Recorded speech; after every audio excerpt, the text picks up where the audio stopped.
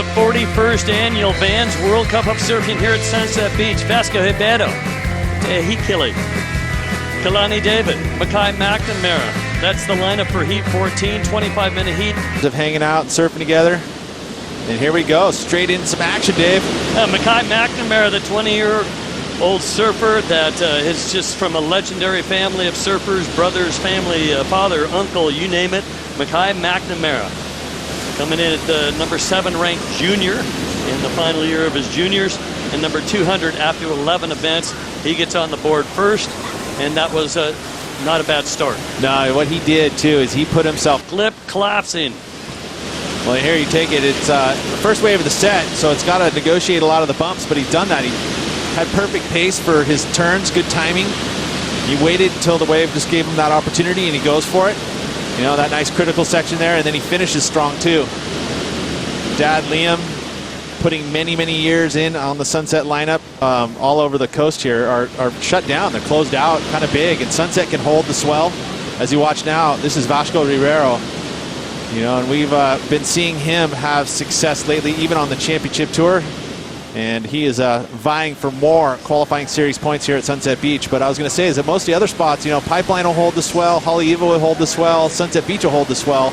But any of the other spots, you kind of have to go and search it out. It's not swing wide. In the channel are the caddies picking up this little corner pocket right where basically the inside bowl is. Here's Vasco, and it's going to get into some deep water real quick, but he gets a hit off that lip, and might have been one way of avoiding it because he thinks the next wave. Here we go. It is Kalani David. And David Haleiwa, the North Shore, the 18-year-old. You'll see him at Pipeline in the invitational event. Exactly what you need. Last year, a lot of Pro Junior. This year, some QS. As we watch a replay of Vasco, wave number 2, had a 3.33 to start, and gets a wave fairly similar in the same kind of score range and scale. And then behind him, Kalani David. And we talked about him graduating into the qualifying series, which he has done, and he's done it really, you know, relatively quickly. You know, he's able to combine sometimes where you have Pro Juniors combined with qualifying series events and surfing both of them, and then the culmination to the Vans World Cup of Surfing is here, the biggest event at Sunset Beach. What is the biggest event at this point possibly? Against the best, and that's how I feel about it at least.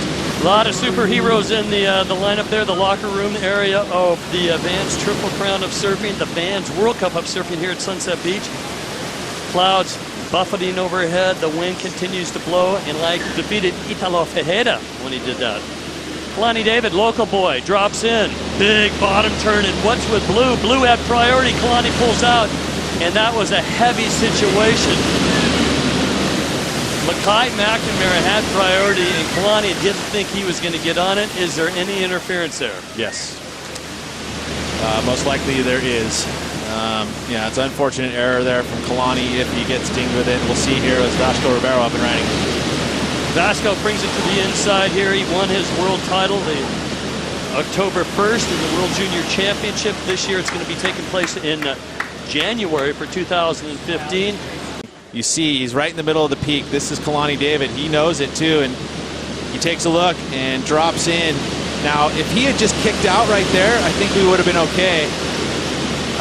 You know, for him to just kick out, there may have been not a hindrance of scoring, because it really comes down to the hindrance of scoring potential, right? So if, you know, Kalani, you know, had just... He was committed to the drop in the bottom turn.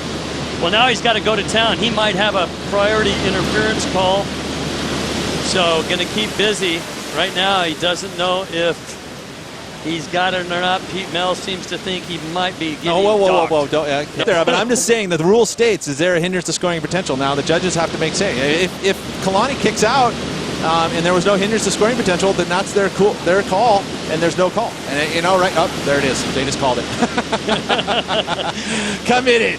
I should have just stayed committed, huh? You should have stayed committed. Hey, it's really where it was sold to me. Now, if he had just straight kicked out, you know, the fact that Mackay had to cross the path of Mackay had to cross the path of Kalani, that's kind of where you're like, okay, is it a hindrance to scoring potential? He had to cross over his track. Or Mackay couldn't really commit to a bottom turn. That's where the hindrance came. Well, he was in full point scoring mood, and it just came natural to wrap it up at the top, but Interference call. Unfortunately, here we go. A little cover up and doesn't knock him off. Mackay McNamara now feeling pretty good. So, deemed to be interfered upon, and a paddling or a wave interference like that. Priority interference is a whole wave. A whole wave. So he doesn't get a half a wave. It's a whole wave gone. So he's going to need one massive score. Well, look at this wave here, though. Look at that hack. And then inside bowl section, stalls up underneath it, gets barreled, disappears, and comes out. Mackay McNamara. Beautiful surfing from him. He was the Pipe Invitational, finished second behind Reef McIntosh. Surfers, once they commit to a wave, well, you're kind of committed to the drop. Kalani David did not have first priority. He dropped in. Unfortunately, he has now got an interference, but he does have first priority in the lineup. As you can watch it, this is a replay of this interference. So again, priority has blue, has it. You know, he crosses the track there. Don't really see it hinders the scoring potential, but then that point where he's kind of looking up at him, you know, it affected the timing. He goes down, and again, a little bit of hindrance of scoring potential, and that's really, I mean, I think once... That's why we're on a 3-story building looking out with the judges right next to us. McNamara, fourth priority. He straightens out, doesn't want to get anywhere near Vasco Ibedo. Ibedo in the second spot needs a 5.77 to overtake McNamara. McNamara is probably going to bring it on in with 1 minute on the clock. Who has a shot at this? Well, Kalani David doesn't. He's already been interfered upon. Neither does Matea. He can't do it on one wave. Matea can't do it either. Yes, he needs a combination of 11.44, so it looks like a done deal with 48 seconds remaining. Generally, the lip here is untouchable at times, but not for Vasco. Well, here we go, third wave, and he's looking for a combo of 11.44. It's not going to happen, but good experience. Just get on this wave. It's the 20-year-old just north of Papeete, and around the corner, the Tahitian, Hikili, brings it to the inside. And they're really, if you think about Tahiti, there's not really anything. Well, it looks like it's a done deal with Mackay McNamara winning by 0.2 of a point, we believe.